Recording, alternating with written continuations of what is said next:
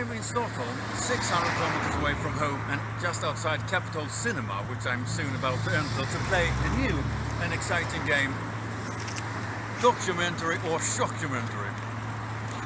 The French Institute is namely inviting to some kind of movie night where they will show Marie-Monique Robins new,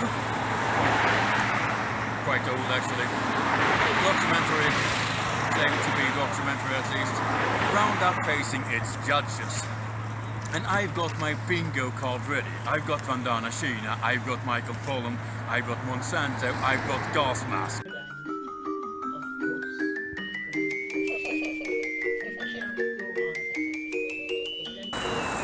Well, that was quite an experience.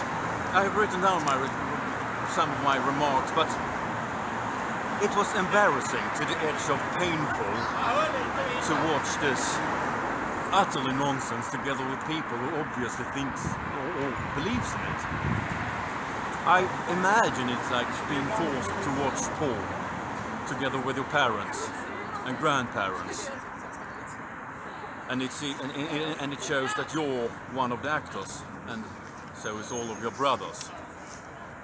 This is not journalism, this is activism. This is a PR stunt that Marie-Monique Robins herself participated in. This is a stage drama, this is a parody, it's a bad joke. We have on one side established, non-biased, reproducible science that shows that glyphosate is one of the least toxic herbicides we have today.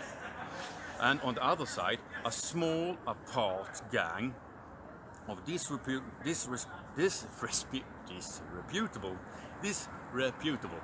people and their predetermined science, whose only purpose is to make headlines. Let me give you some examples. She refers to a researcher who, after injecting Roundup into toad embryos, saw deformations. That's not how you normally use Roundup. What's important to know is that the Roundup he used contains the adjuvant toluamine, who is known to be toxic to water-living species, among others. So, he took something we all know is toxic, injected it into embryos, saw malformation and then blamed something else. Good to know is also that the glyphosate-based herbicides containing toluamine is, due to their toxicity to water-living species, banned in the entire EU. She interviewed an Argentinian researcher who is a part of an activist group against pesticides.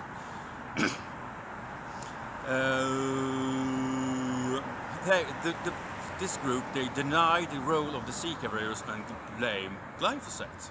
The faculty has declared that they don't support the way that Veronesi, the scientist, and his colleague are working.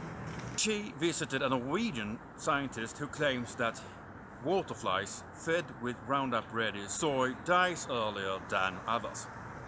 What Marie-Monique Robins didn't mention is that he just let his studies run long enough to contain so much statistical noise to reach the predetermined result he is looking for. What Marie-Monique Robins also didn't mention is that members of the EFSA is using these studies as an example of how not to conduct water flea studies. And so it continues. Marie-Monique Robins totally disregards science and instead finds persons with tinfoil hats, disreputable and bribed scientists and ambulance-chasing law attorneys. She claims that the medical company Bayer purchased the chemical company Monsanto to be able to sell medicine to people being sick by Monsanto products. Marie-Monique Robins should be ashamed. She is, with her crusade against science and modern farming, forcing farmers to use pesticides with a greater impact on health and environment than glyphosate has. She is forcing farmers to use less environmentally friendly tilling methods. She is also making poor and uneducated people believe that their health problem is due to glyphosate, and thereby preventing them from getting the right treatment. And the French Institute should be ashamed of lending her their credibility. Well, enough about that, and now to the fun part of it. I got bingo! Damn lucky it wasn't a drinking game. In that case they would have carried me out.